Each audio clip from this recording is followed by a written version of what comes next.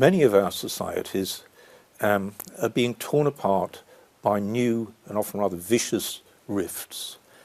My own society, Britain, is certainly suffering that, as I believe is Spain. And what can we do to restore a society that works well? Because societies that are drifting apart with bitter divisions start to malfunction. I think what needs to be rebuilt is a sense of shared belonging. Shared belonging, we all live in the same place.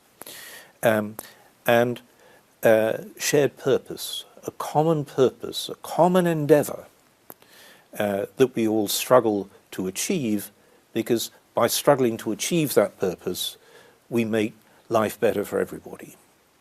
How do we build those senses of shared belonging and common purpose? We use narratives, stories, effectively. And in particular, that's the role of political leaders and organisational leaders. Politicians like to think of themselves as commanders-in-chief, but really they're communicators-in-chief. They need to start emphasising narratives, stories of shared belonging, shared history, shared purpose, shared future goals.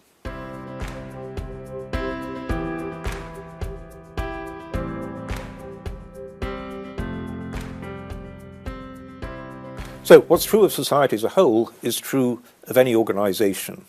Your own organisation, a development finance institution, has a very clear common purpose, which is, in essence, to encourage firms to go to countries that are desperately short of proper firms.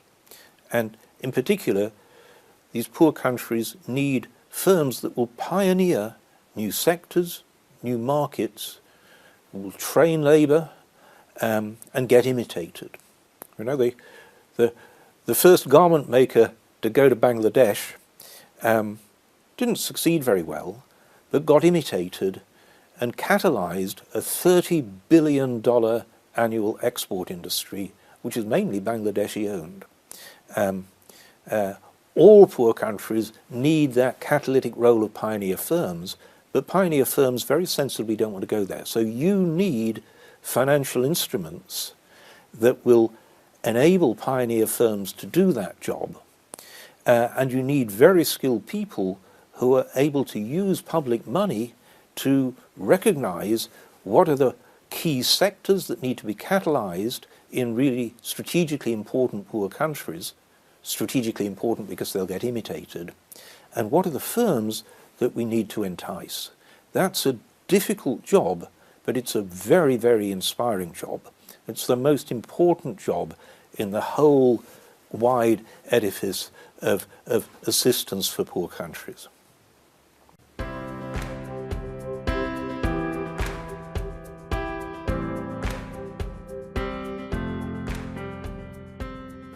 What I'm suggesting is using public money to subsidise temporarily the role of pioneer firms.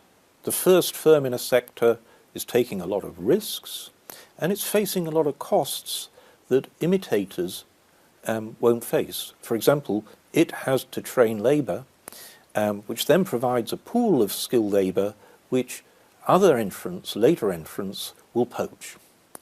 And so those sort of costs need to be met by public money.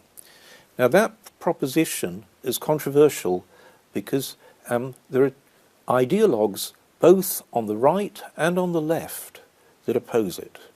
On the right, the ideologues say we shouldn't use public money to interfere with commercial decisions. That's wrong because there is a public benefit of getting poor countries to catch up, and that public benefit is very important for our society, but it doesn't register on the profit and loss account of any firm. On the left, you get the ideologues of the left who say we shouldn't be giving public money to private enterprise. And that is also completely wrong, because without successful private enterprise, the whole process of generating proper jobs in poor countries cannot succeed. We need to ignite that process of jobs generation. The poorest countries have a demographic tidal wave coming down, and we have to meet that by accelerating the process of generating decent jobs. Only the private sector can do that, but it needs public money in order to do it. So my answer is face down the ideologues of the left and the right. They are wrong, and they've been very destructive.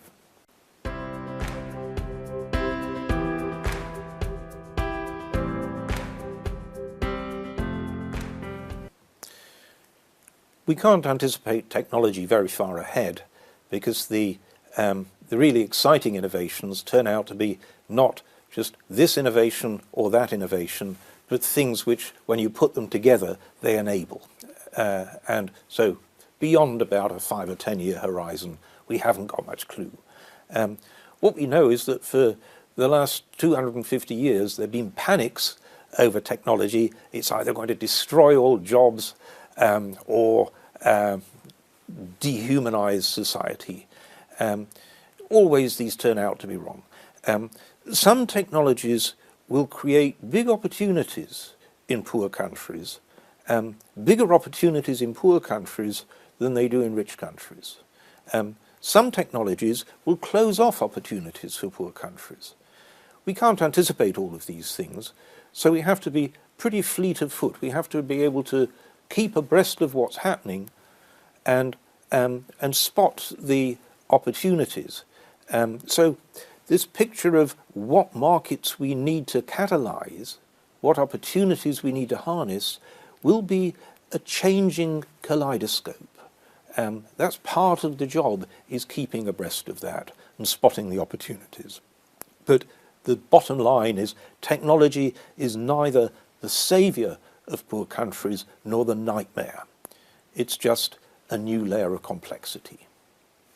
And thank you very much for listening to me.